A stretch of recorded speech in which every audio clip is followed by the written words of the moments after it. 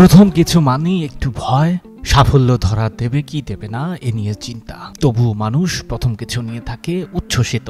কিন্তু প্রথম কাজই ইতিহাস ছুঁয়ে ফেলা অনবদ্য এক ঘটনা। এমনই এক ঘটনা ঘটেছে বলিউডে। মহেশ সুরি পরিচালিত ছবি সায়ারা। এই ছবিতে প্রধান চরিত্রে অভিনয় করছেন দুই নবাগত আহান পান্ডে এবং অনিত পান্ডে। তাদের প্রথম ছবি বক্স অফিসে ঝড় তুলেছে। সায়ারা মুক্তির প্রথম দিনেই বক্স অফিসে 21 কোটি টাকা আয় করে সবাইকে তাক লাগিয়ে দিয়েছে। মজার ব্যাপার হলো, ছবির প্রচারের জন্য আহান বা অনিত কেউই কোনো অনুষ্ঠানে উপস্থিত ছিলেন না।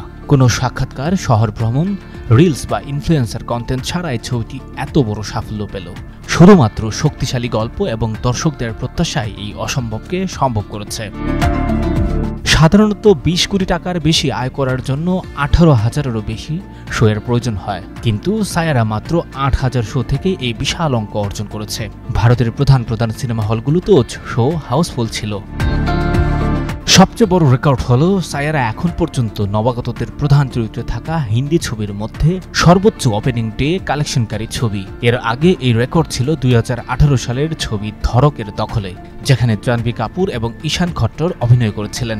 ধরক প্রথম দিনে আয় করেছিল 8.76 কোটি টাকা, আর সায়ারা সেই রেকর্ড ভেঙে নতুন মাইলফলক ছুঁয়েছে। এই সাফল্য প্রমাণ করে ভালো গল্পের জোর কতটা শক্তিশালী হতে পারে। সঞ্জয় দত্ত, যুগান্তর নিউজ। आज के बाद ये नाम नहीं भूलना।